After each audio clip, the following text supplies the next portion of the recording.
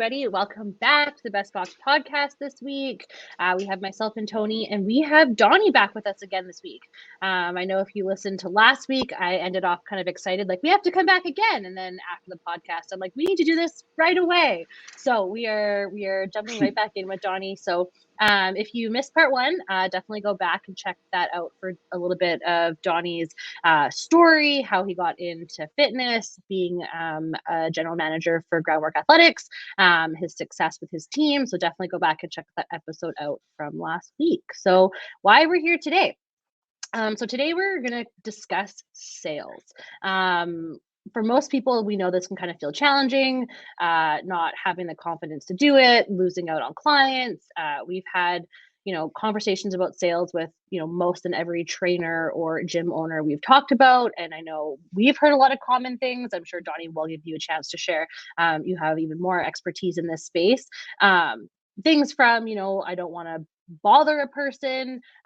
We've heard the advice more than once of follow up with the person until they sign up, tell you to F off or they die, which is like great. Like that is basically giving the message of like, keep following up. But like, I'm sure you probably have some things that can be helpful to help that be more successful, hopefully to get less F-offs and more people signing up. For sure. Right? I was like, okay, not bad. I get the message behind that. But so we're going to have Donny share his experience today with the sales, common mistakes he's seen, and then have a good chunk of time to dive into some practical tips and things you can take back to your business and your clients today. With that all being said, we are not going to dive into marketing today. So we're going to kind of talk about what we do when the people have walked the door, they filled out their lead form, and now we want to take them through the process of becoming a lead to purchasing your high ticket package or any of your packages and becoming a long-term client. So that is our plan today. So with all that, Donny, why don't we just kind of jump in? If you can jump into share your experience in sales, what your journey was like in the beginning and kind of where you are today. Sure. So like most fitness professionals, I didn't really consider sales as being part of the job when I started. I started at a smaller gym in Nanaimo where I'm from and, was taught, we had a decent assessment structure and it was designed in a way where you could be set up to sell a training package based on your assessment. Decent little setup. And was given some training on it and then started working the job and struggled for a long time. And so pretty quickly I became aware that it was important, but I didn't really understand how important or it was, or that it really was a skill that could be developed. I basically, I was at a membership gym getting assessments and I just wasn't closing very many of them. And I just went through that experience it was really, I remember being around the 7 or 8 month mark where I started to improve and not to get too caught in the weeds, but basically, I can dive into that experience, but that first job, like I started wanting to be a trainer and struggled for a while until I started to pick up steam. Should I dive into kind of what happened now on that before I jump into the rest of my journey? Sure. Yeah. It's helpful to hear. People are like, oh yeah. I'm there. So, well, it was funny. So I was, like I said, we had this assessment set up where we would come and then we would give people a body age. I think Polar's done a version of that. Basically, it was a series of strength and mobility testing, body fat testing, where you'd effectively give a rating of someone's fitness and where they were at relative to certain people in their age category, and you can give them a fitness age. The point is you could point out where they're at, you could paint a picture of where they wanted to go. And then we had slides in this presentation, like asking them questions, kind of like an interview style to give people a chance to sign up. It's a decent little skeleton structure, something that could be used today for sure to help new trainers sell. And I was given that and shown how to use it, but then I didn't really get much oversight or feedback on how I was actually doing in these assessments. I think I probably got shadowed a couple of times early on. And then I just kind of started going through these assessments and struggling to get people signed up because I had a ton of bad habits, but I didn't know what they were. And I also didn't know what I didn't know. I was not selling them. And I started thinking, like, do people want this kind of thing? Or am I a bad trainer? Things like that started creeping into my head. And then luckily I had one of my bosses at the time happen to come in the room during one of my pitches. And what he noticed, this is something I can expand on later, is I was using a lot of approval seeking language. I was talking to someone and I kept saying, is that okay? Is that okay? Is that okay? Basically after everything I said, and trying to get, some level of validation, I think subconsciously. On the surface, I thought I was trying to make sure they understood. And honestly, I'm so glad he heard that, because after that, he basically said, like, I don't know if you've heard of this, which I had, but I just didn't know I was doing it. It's like, this is the impression this gives. So the point being, my communication was just terrible. That was one of many things I was doing terrible at the time, but that was one of them. And what I did was open my eyes. I was like, okay, there's something I can do better. And because I had actually, learned about communication, this avenue of communication, in another avenue. So him opening up my eyes to this was a huge eye opener. So I could start applying this, skill set that I learned elsewhere into sales as well. And what that was elsewhere, funnily enough, is at the time I was looking into dating, and a lot of the same skill sets you use when trying to be attractive are what you use when you're trying to sell fitness or anything in that regard. Okay. And so once those dots were connected, I was like, all right, let's go, let's do this. It was super useful. And so it made it relatable. But the point is, I got poignant feedback on what I was doing incorrectly, and I was doing something incorrectly. It wasn't a bad product. I wasn't a bad product. It wasn't too expensive or any of that bullshit. And then I got to work, and then I started to work on just communication. So applying body language, tonality, the words they're using, that kind of thing to how I was pitching.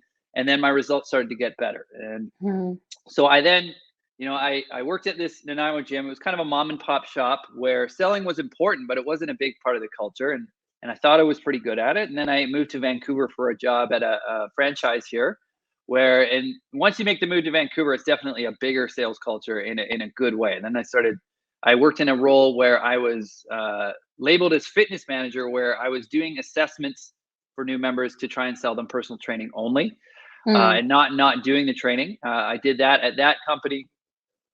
And then after that role, I then took on two jobs. One as a part-time trainer at Groundwork, where I'm at now.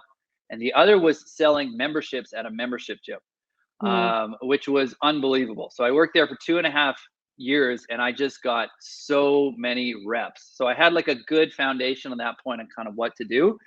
But basically from then it was just like day in, day out. It was generating the leads, first of all, and then also trying to close anyone that comes in the door. And unlike selling personal training, which is mostly what we do at Groundworks now, memberships, in my opinion, are actually harder to sell, because the motivation is fleeting on the client's part. You're very incentivized to try and close them when you see them, or you won't see them again. And then people tend to haggle a lot more in my experience too. So, and have a lot more objections over simple things. And so it was super valuable experience to just get hundreds of reps literally doing that. And by doing that with other, things I was developed, I then got to the point with selling where I was excelling in a personal training role at Groundworks, to the point where that was one of the reasons why I got promoted to manager, which I think is about 5 years ago now.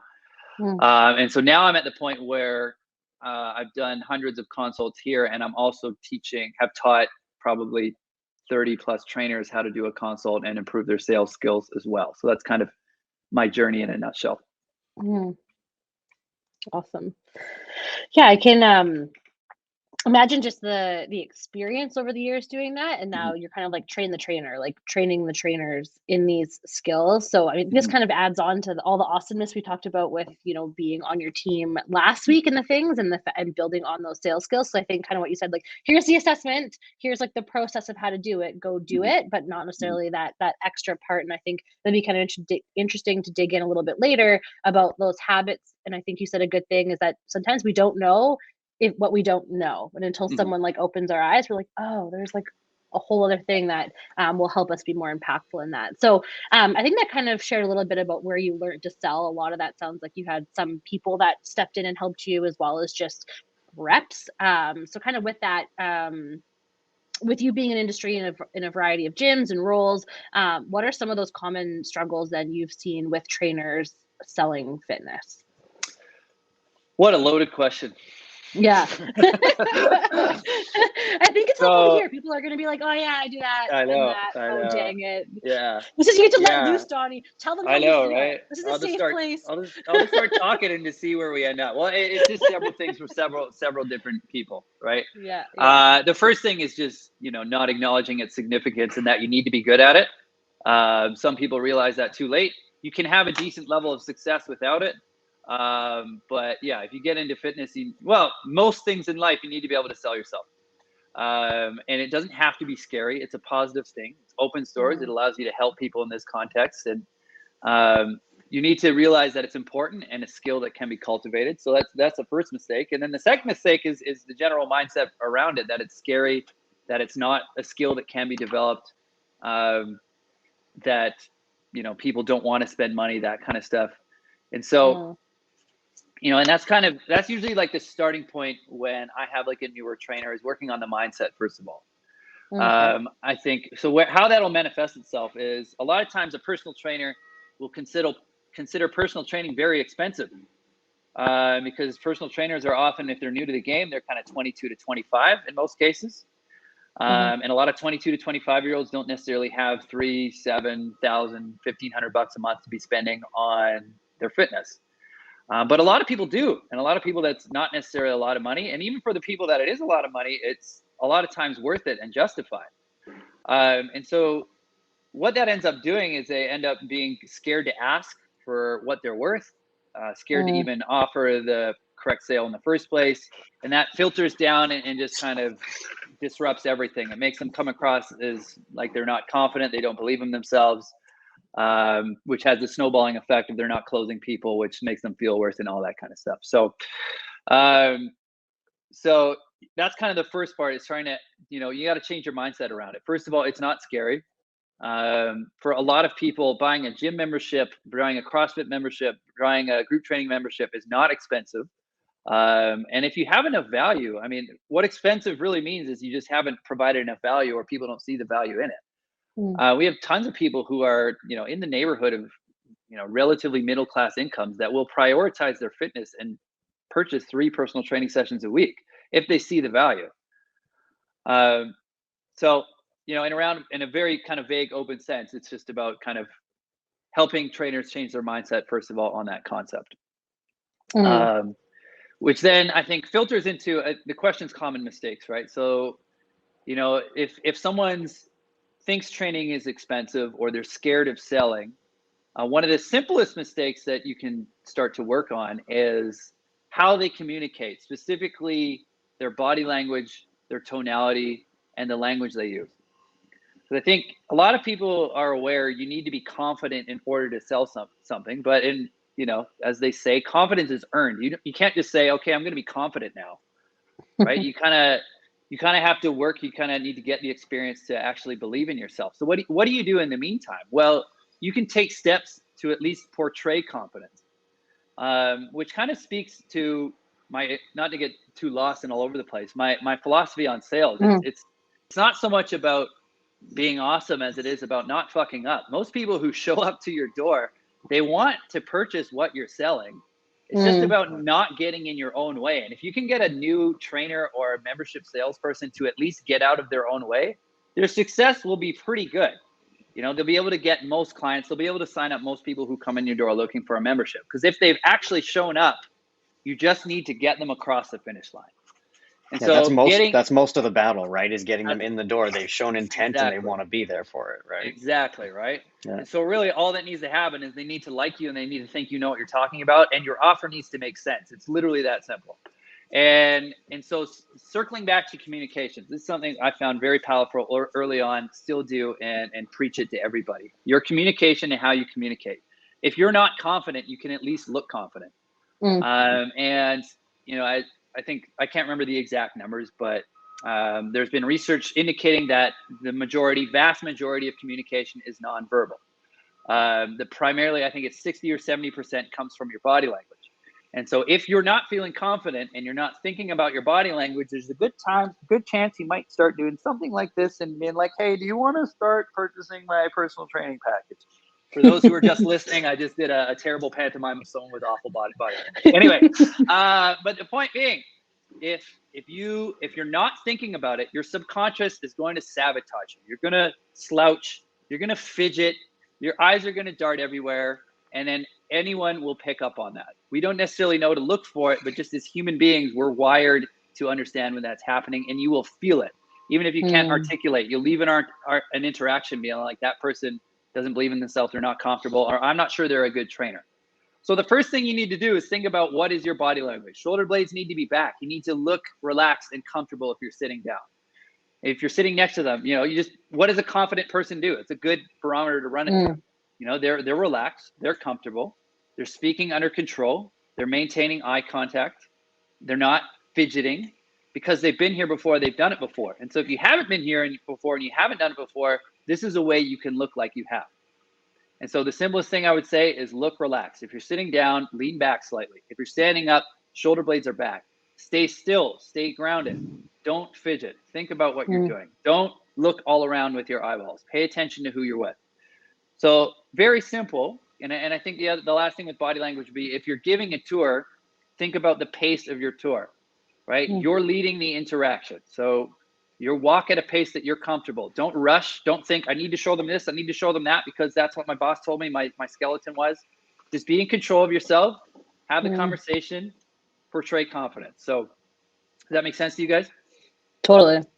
Yeah. Can I ask, how much of that is confidence in the offer that you're selling, or sort of, believing in the value of the offers that you put out there? You mentioned that at one point, right? Knowing your offer and speaking confidently about your offer. But it's one thing to be confident about like your skill. The other thing is be confident in the package you're ultimately going to ask them to purchase.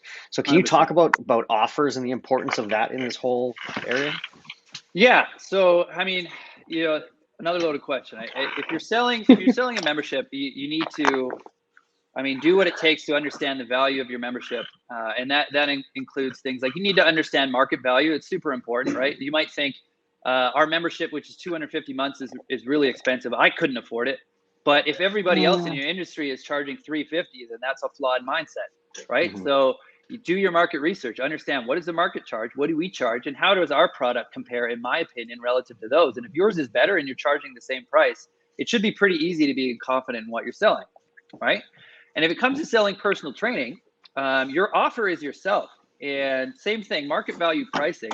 But if you believe in yourself and your ability to train, then it should be pretty logical to simply believe in what your offer, as long as your rates are within reason. Realistically, like, if you're a good trainer, you know your stuff, you're willing to go above and beyond. Like, when I'm selling someone, and I'm selling even for my team members, not just myself, I'm thinking they get a deal because they get access to this unbelievable trainer who's got this team and this environment, and they're being cultivated. And so, yes, it's extremely important, Tony. And I think that's kind of what my version of what would go into that. Cool. Helpful. Yeah. Okay, where are we at? Awesome. Yeah. I think, is there any other common struggles that you want to share, or that kind of wraps that up? Yeah. Well, I guess, and to elaborate further on the communication, so body language is a big part of it. Tonality and your pace of speaking is part of it as well.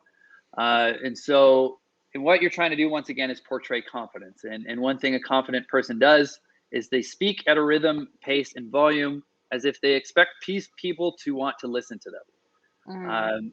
A bad habit of some people who are a little less confident is they may speed up and try and get their words in because they're worried about getting cut off. But that's not how you portray confidence in someone, right? And even if someone does cut you off, like, if you're confident, you believe in yourself, you'll wait, you'll let them finish, and then you'll jump back in. It's not so important to you that you get your words in, because you expect who you're talking to want to listen to you. So that's kind of logic of why you do it that way. But the point is, you're in control, speaking in a controlled manner. And then, and I guess the other thing with body language too is, if somebody doesn't hear you, don't lean in. That's a total approval seeking move as well. Once again, you're staying relaxed, speaking at a volume that's good enough to be heard, at a pace that makes sense. And then on top of that, a little thing is the words you use. And I've had some good coaches in that regard. Just, and without diving too far into it, because you can really nitpick language, just make sure you're not accidentally using words that will sabotage what you're trying to do. Like using words like expensive, saying the gym is slow right now, saying the gym is really busy right now. Just put a positive spin on it. If the gym's busy, look at how thriving this atmosphere is, right? If the gym happens to be slower at that moment, we have this is in a private exclusive studio, that kind of thing. Just be cognizant of the words you're using, because people will read into that stuff and have their own interpretations. But yeah, as far as communications, and then I guess the big thing too is you need to listen. And any sales coach will tell you, people are going to tell you how they want to be sold or what they're trying to buy. So you need to listen to what they're telling you. They're going to explicitly say, here's what I'm looking for. And if you're paying attention, you're going to be able to take that and essentially parrot it back to them and tell them why what you're offering is the solution to what they're looking for. But if you're not listening, if you're not paying attention, you can't do that.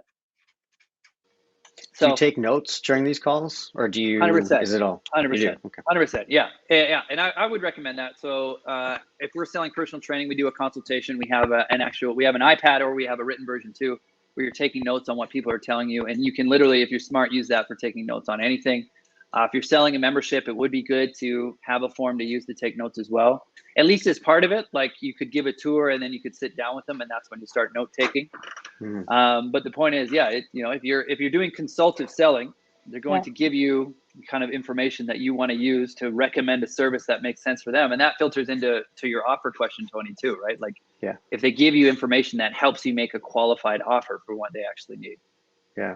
I find some people when they're having these engagements, they find note taking, it can be a little bit, I don't know, impolite, I suppose, because you're taking your focus away from the person. One thing that I've found is actually to communicate back to the people. They're like, hey, I'm just taking some notes to make sure I get this all down, and just sort of like investing them into that process. Because I find too, you cover so much in these 30-minute consults that you can't possibly remember every detail. But if you do actually write them down, the difference it makes when that person leaves and you're like, hey, I remember that you had this one knee injury. Here's a couple things that I thought of that I was thinking of you afterwards. And it was a note in the first 5 minutes of the call. Like those little things stick out, right? So I like to sort of communicate with people that, hey, I'm taking notes. This is for your benefit, kind of just involve them in that process. But take that time to be able to actually like solidify what they're telling you and memorialize that a little bit and make it important that you're listening to them. Absolutely, 100%. And it's a good idea. Yeah, and it can be as simple as, I'm going to take some notes on what we're talking about, if that's okay with you. Yeah, for sure. Yeah. Awesome. So let's kind of dive into how to close them once you have them. So what are some key things needed to be successful at closing? So maybe like right at the beginning. So someone's walked into the gym, they filled out a lead form, they've called, they've just reached out. If you can walk us through kind of like the first steps in success to get them.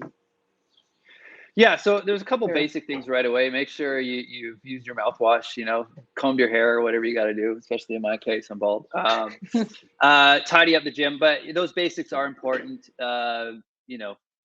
Have your environment set up so it looks appealing. If you go into a grocery store, when they move all the items to the front of the shelf, facing the shelves, they call it, do the version of that in your gym, right? Make sure the kettlebells are organized, the dumbbells are put away, make sure you're tidy, you look good. And then, if you're able to, if you're not coming straight off appointment, be available and ready for the person at the door and ready to greet them. How we do things here is, the first step, because an important ingredient in selling, I'm sure you guys know this, but is building rapport. And if you're doing anything in this interaction, is you need to build a relationship with this person, whatever you're selling. You just need this person to like you, because if they like you, they're going to be inclined to want to work with you, and they would actually prefer to work with the person they like as opposed to the person with a better product that they don't like. And so the first step is, the gym is set up, they come in and greet you. I give all my coaches instruction that they're required to talk to the person first. It's stand there at the front, or it's sit down and it's chat with them just about how their day's going, how they found out about us, where are you from originally, to try and set the tone. And because once again, you're using this whole experience to try and build rapport, but then also because they're coming in nervous, anxious, distracted. You as a coach, you're going to be nervous, anxious, distracted. This is also a way to get you both on the same wavelength, right? Because it's pretty common for people to come into a gym and be terrified, to be intimidated, especially a gym like ours or even yours, right? If it's CrossFit gym, like even if they're into that, to see you know, if they come in and that just happens to be the day that a guy is squatting 400 pounds right next to them and they maybe have limited weight experience, it's not something that's going to be necessarily awesome to everybody. And so by you greeting them with a smile, letting them know that it's going to be okay. Like we're nice people here. You're in the right place. That's how you want to start, however your sales interaction is going to be. And then once again, you as a coach, if you're nervous, it just gives you a chance to try and calm down, right? Like if you really want the sale, if you really want a new client, if you're just kind of introverted and scared of dealing with new people anyway, it just gives you a chance to kind of settle in and kind of, you know, get into a rhythm with this person. And then what I'd recommend for that is just open-ended questions, whatever they are. I mean, in this context, you know, good questions. How do you hear about us? Did you find the place okay? What got you looking in the first place? Ask them questions about their life. Do you work nearby? Do you live nearby? What you thinking about starting this? And like I said, where are you from originally? That was told to me at my first training job. It's a great question to ask. It just sparks conversation. And then, yeah, so you would use that. And sorry, what was the original actual question again? Like, yeah, basically things to be successful, kind of right off the bat, which I think that we're kind of diving into that. And yeah, because I don't want to necessarily too specific to my gym if that's not really what this is. That's all. Yeah, I think it is helpful to hear specifically. I mean, your gym is doing something that is tried and true, and you have years of these experiences. So I think hearing, you know, it's helpful to hear kind of like general things, but it's also helpful to hear like, here's exactly how we do it. Because some people need a little bit of like here's the ideas, and some people are like, but how does it actually work?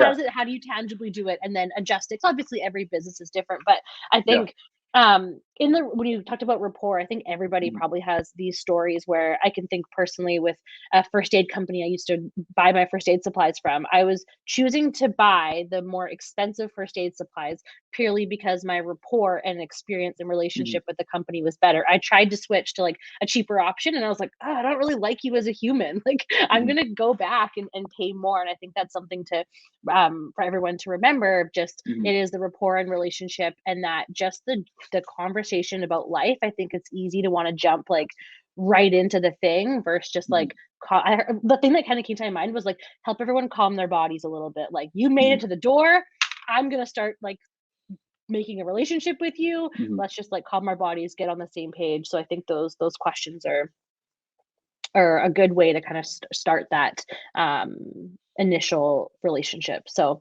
good. Yeah. So if we can kind of explain a little bit more, I think this kind of ties probably right into this is habits. You mentioned a little bit about the habits that you didn't know that you were doing. You know, you just started building that rapport. So if you can explain a little bit more about the habits that a trainer needs to be successful at selling and why those habits are important.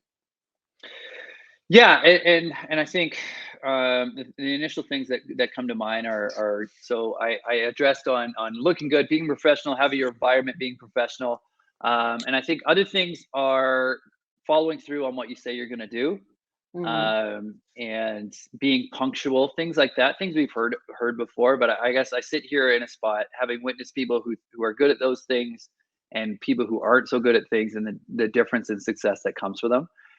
Including like independent trainers that rent gym space from me. Like you can see the ones that aren't dressed well, that don't communicate effectively, that show up late for their appointments and the impact it has on their business versus the drastic difference it has from the trainers who show up on time, who are professional, who do the things they say they're going to do, and the impact that has. So the first simplest thing is if you tell someone you're going to email them. If you have an appointment, be early, be prepared, have the workout created. If it's a workout, have your consult prepared, assessment prepared if it's an initial meeting. And I cannot stress this enough. You got to be on time. You got to work hard. And then if you say you're going to follow up, if you say you're going to send someone an email, you say you're going to book someone in, you need to do those things.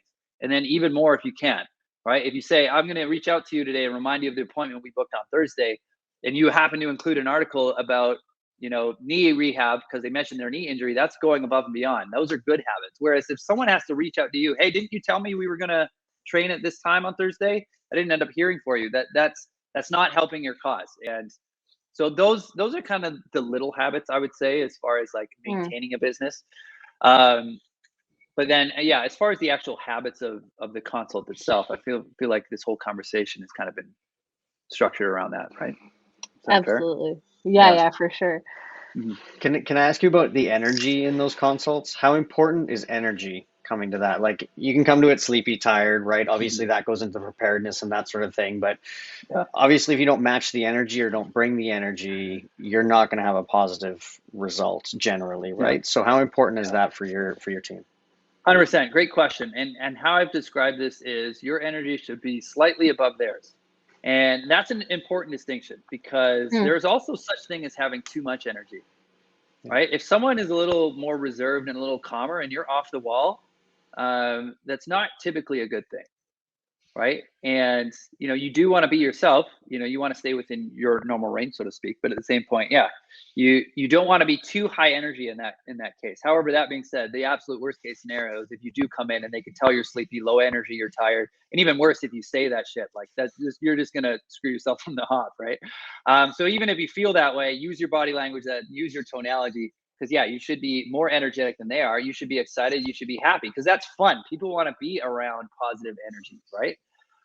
Which I guess speaks to another habit, like assessments in particular, but even personal training sessions or coaching sessions are not the time to complain about your problems usually, right? Longer term, you develop relationships and there's back and forth, but people are coming to you for an experience and that starts right from your assessment or your consultation. So Tony, you need to have a good energy.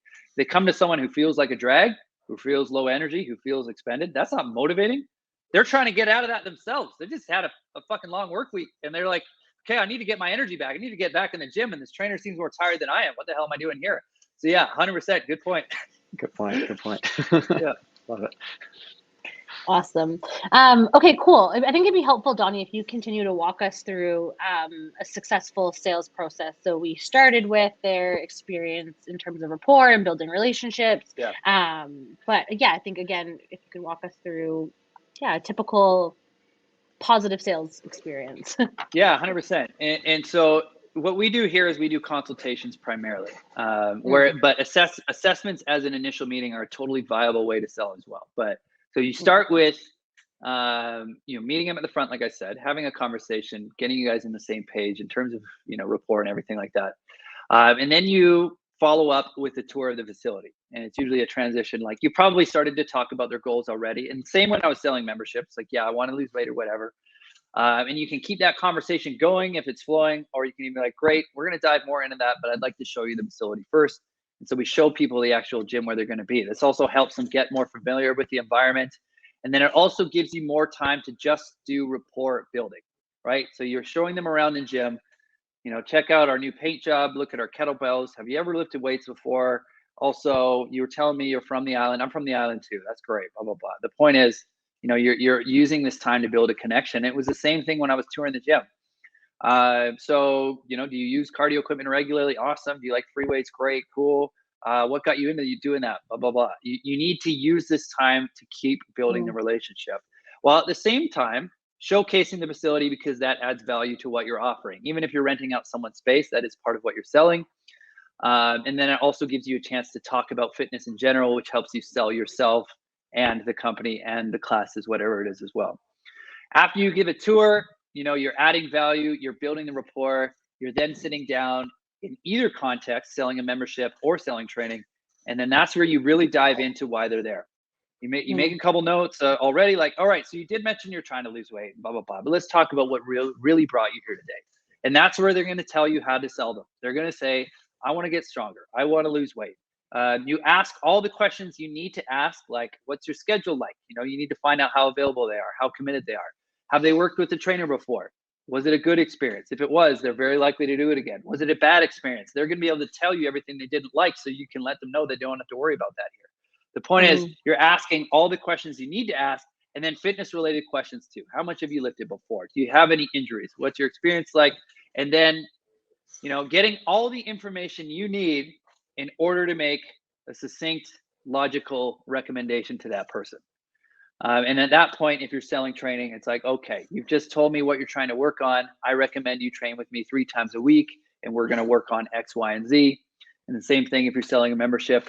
Okay, wonderful. You told me you're trying to do this. We have this style of class, which I think would be perfect for you. You'd absolutely love it in there. And these are the membership options that make sense.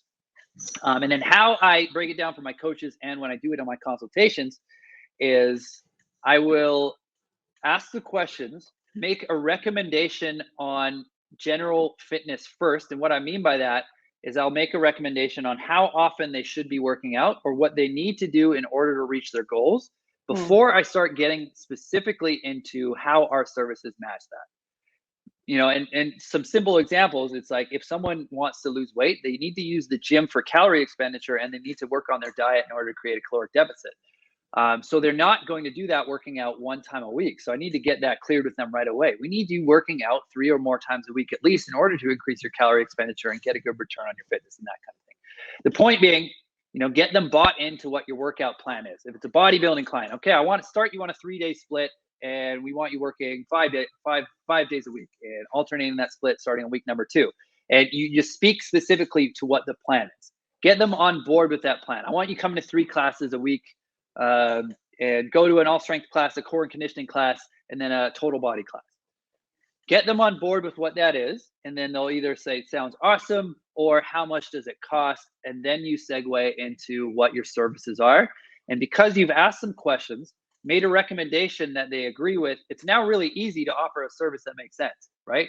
They've just told you, and you've just made a recommendation. I want to work out 3 times a week. Now you just find the service that you have that best fits that option. I like to use the A or B selling option. In other words, simplify it and give them 2 options. So often if someone wants to train, I've recommended they train 3 times per week. I will offer them 3 times or 2 times a week, making it clear what the difference is, that they're both valuable. I'd recommend 3 first, what makes the most sense for you. Typically they pick one of the 2 and then we go on with the rest of it, or they start voicing their objections at this time if they haven't started already. And then that's when you need to get into that. And are we going to open that whole can of worms or what? Yeah, that is the perfect segue into that, which was, how do you help your trainers overcome objections? What are the common ones and tips to overcome them? So that kind of segues perfect into that. So perfect. I'm sure there's a laundry list of them. Yeah, there is. But, you know, my general philosophy, the best way to remove objections is to give an awesome tour, consult / assessment. Because if you've just built so much rapport with them that they like you, ask them a bunch of questions and make them a recommendation that totally makes sense and gives them the answers they came in looking for, and gave them a service that matches up with that, then most people will just say yes, especially if they've done the work to show up to your gym in the first place. Like if most people were to watch my consultations, they'd think, if they didn't know any better, Donny just gets all the easy leads because people just walk in and they sign up. But that's because I've developed the ability to make a connection with people and make recommendations that make sense.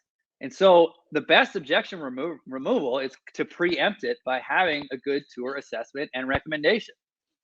Now, that's going to cover, realistically, if you get half decent at this, that should cover 70% of people that show up in the personal training environment, probably 40 or 50% in the membership environment. And then the next step, so what are the common objections? The most common one is, I need to think about it. And I'm sure you guys have heard this several times, and I'm sure the solution's out there, but I have my own spin on it. The sales 101 solution is to make sure, what do you want to think about it? Or what do you want to think about? Sorry. And I always found that question to be a little bit too on the nose. So what I like to say instead is my own version of it is, absolutely, you can take time to think about it. This is a big decision, but are there any questions I can answer for you now?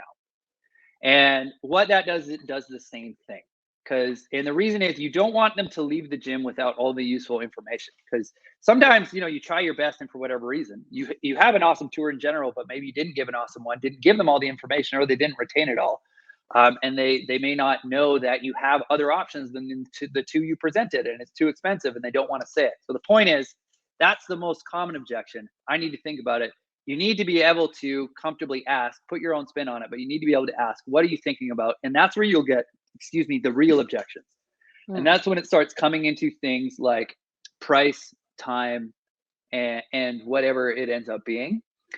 And generally speaking, I've heard this before, every no leads to a yes. It sounds kind of cheesy to me. I mean, how I approach it is if everything has gone well up to this point, this person wants to work with me. Now I just need to find out how to do this. And if it's money, okay, what can you afford? it is very common for me to ask someone, if they've indicated that looks expensive, or I'm not sure I can pay for this, to say, okay, well, what did you have in mind for a monthly budget? Some people might be scared of that question. I'm certainly not at this point, because it's totally reasonable to ask in that context, in particular, if you have a connection and you've developed rapport. And that's part of the reason to do that too, is so you're then able to ask those questions, right? So if you've offered them personal training 3 times a week, it's probably in the neighborhood of $1,000 to $1,200 a month. They might say, yeah, well, I'm not sure if I'm ready to make that kind of financial commitment.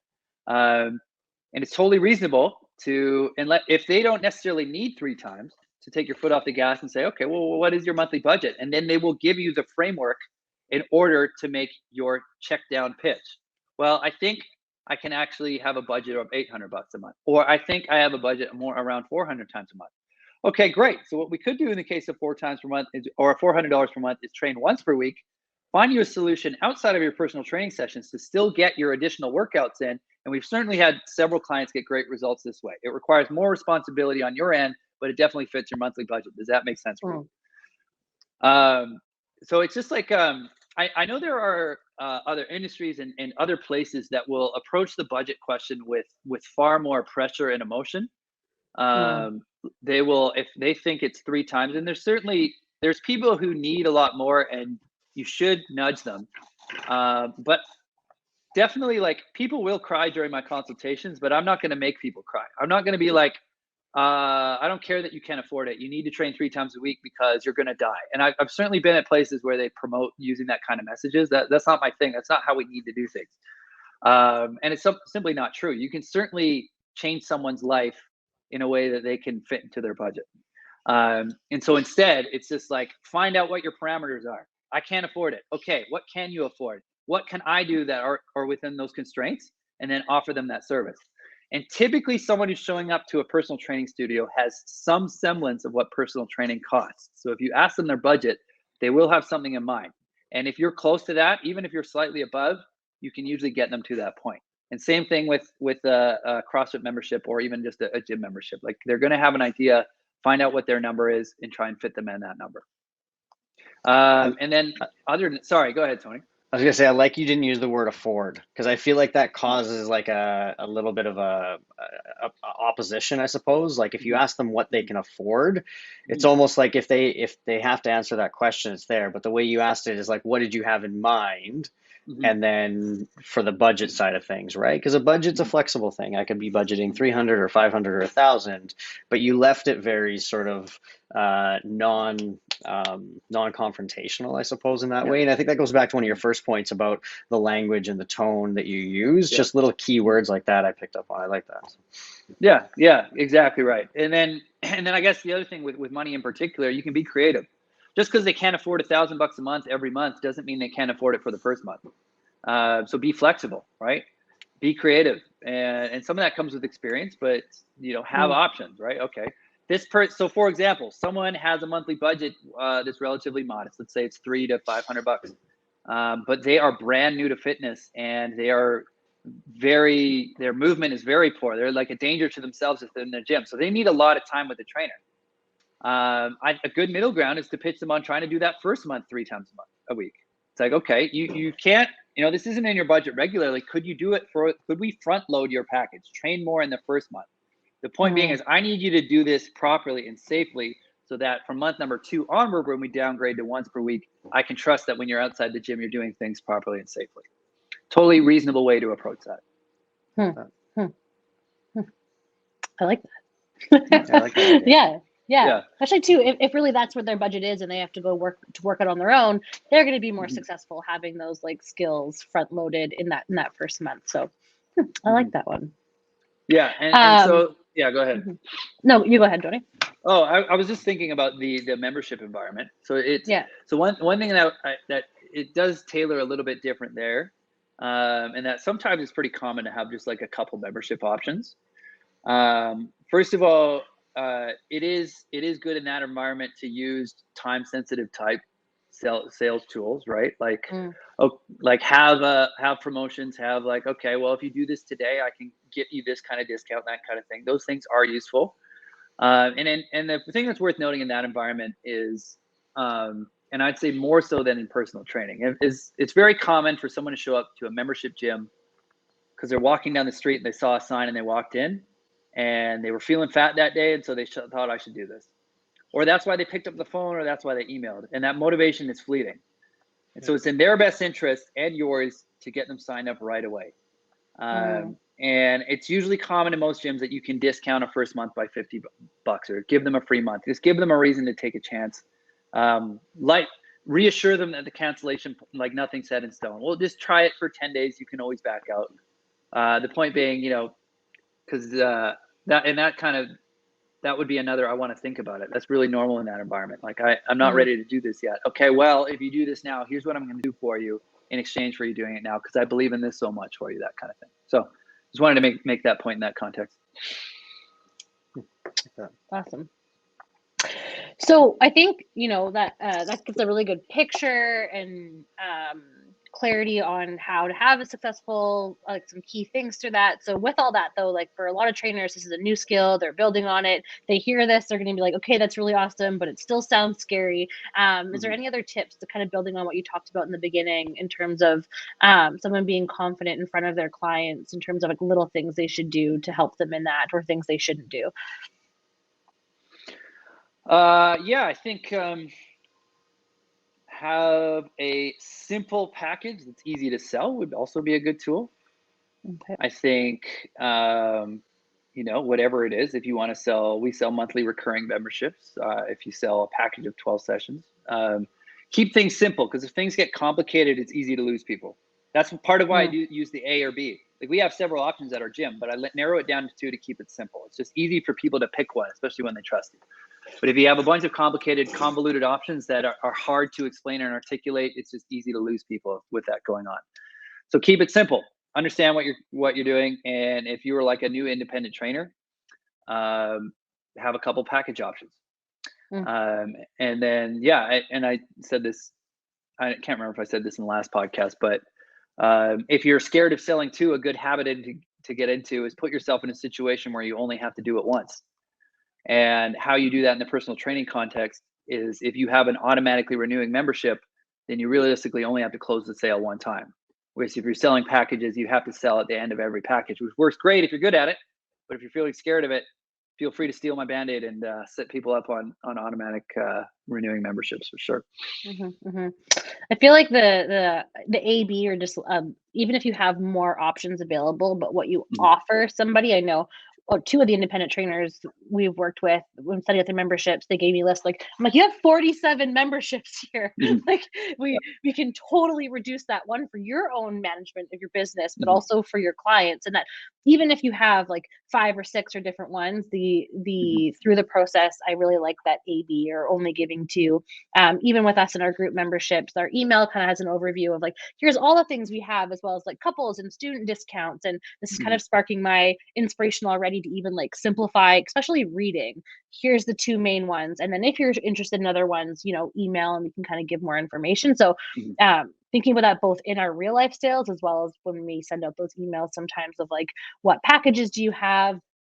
Even in that, giving sometimes like less is more kind of thing. Give them like some key ones and then open that conversation up. So I think it's good to have options, but your job as the professional is to narrow those down for people. And 3 is also good. I like the A or B option. I've heard if you're offering 3, people tend to pick the middle one, so you can go a more too expensive, a perfect, and a slightly less expensive. But I would strongly recommend to anyone selling anything, try to keep it to 2 or 3 options. And you touched on it a little bit, but does your philosophy change at all between selling like PT and group classes? Like, is that experience or tour or assessment? Does anything change, I guess, between? I guess whether only really on logistics in terms of what service you're actually doing. But realistically, the general concept is the same. You still want to make a connection. You still want to highlight your facility and what you're selling. You would tailor it more to group training, I guess, in that context. Speak to the value of the class as opposed to the value of the workout plan, right? But that's more just semantics and logistics. You're doing the same general concept and the same philosophy. You're trying to get them to trust you, to like you, make a recommendation that makes sense, give them a solution to the problem that they came to you with. Awesome. Yeah, totally. And I think we kind of touched on it a little bit, but we had talked a little bit before this just around, I think across in the gym membership, it's pretty common to experience auto renew monthly memberships. You know, me coming from rec fitness background and, you know, a decade and a half in this space, had never really heard about auto renew personal training packages until the last couple of years. Even one of our independent trainers does like small group personal training. That was kind of a new concept. I think we're just so used to like packages only. And I think we just touched on a little bit of, you know, there's pros and cons, I'm sure, to everyone, whatever one works better and feels better for that trainer. It's both totally doable. But maybe can you speak a little bit to whether trainers currently have packages and they're moving to a membership, or kind of the benefits you've seen with your trainers and your business having auto renew personal training memberships? I think it's a kind of a new concept for some people still. Yeah, for sure. But to be clear, like I do think packages are fine, and there are a lot of Yeah. benefits, which are you get the money up front. Usually, it's a nice lump sum of cash. And for myself and for trainers who are good at selling, it's like it's certainly a reasonable way to do things.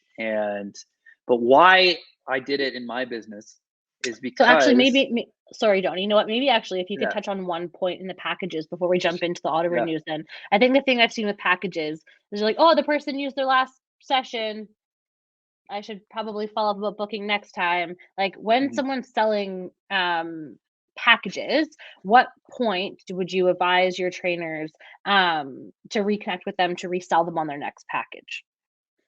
Uh, I would typically advise them on the last session, there should be time devoted to that.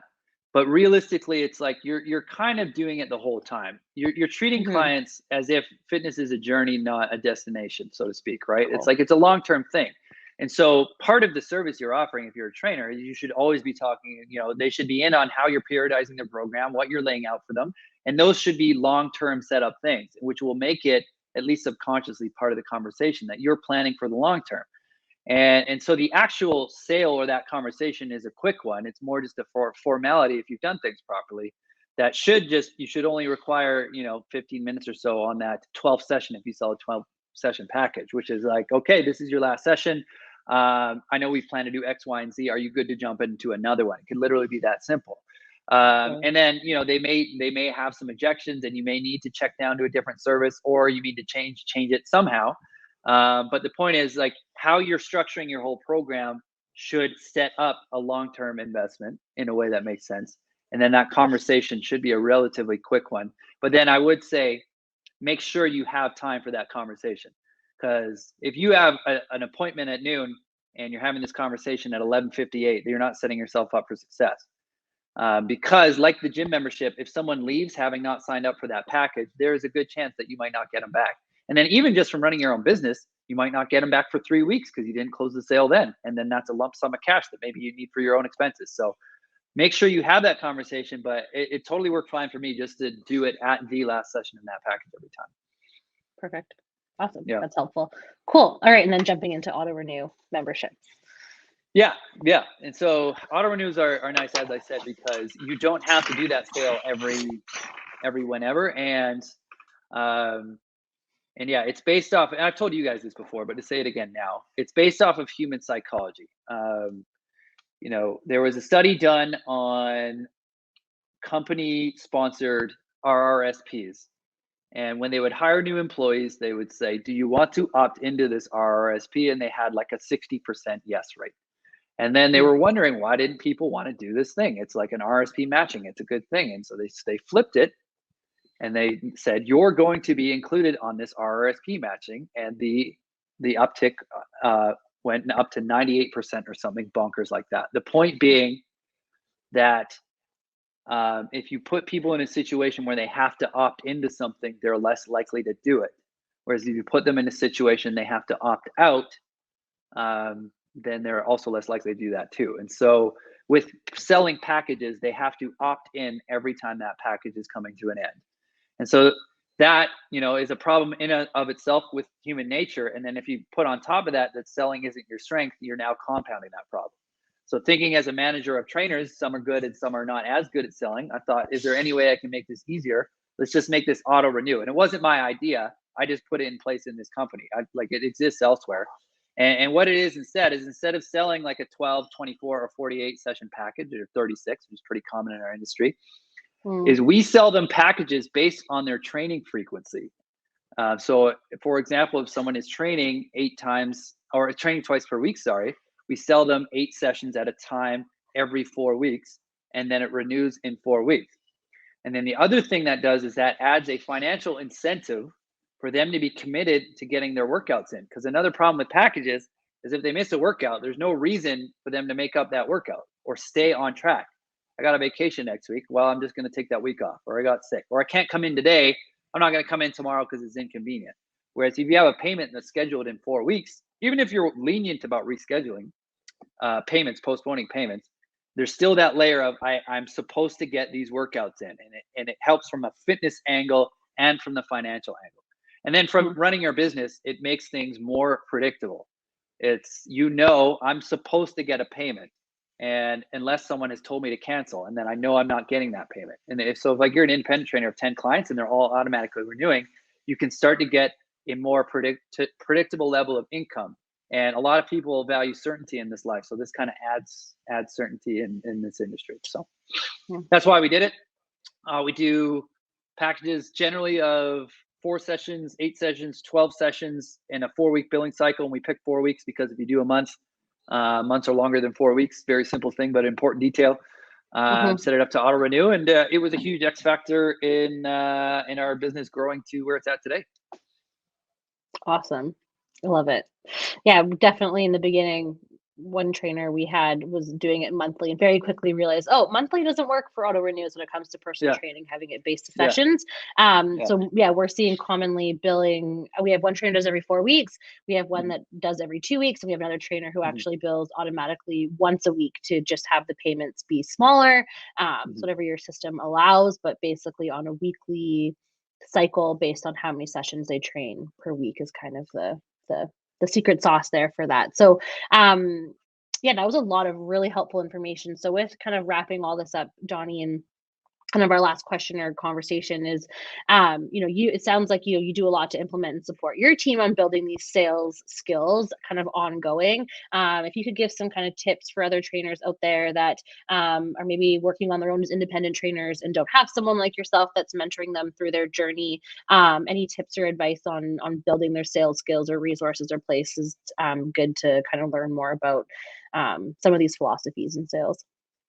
Yeah, I mean, the first thing I would say is the internet's a beautiful place. And if you're struggling with any skill this day and age, you can certainly start there. I certainly believe in YouTube for a lot of things. And I can guarantee you there's a plethora of information on how to improve this kind of thing and just general ability, because you don't know what you don't know. So if you go looking for it, you'll be able to find things. And that's a good place to start. You find articles.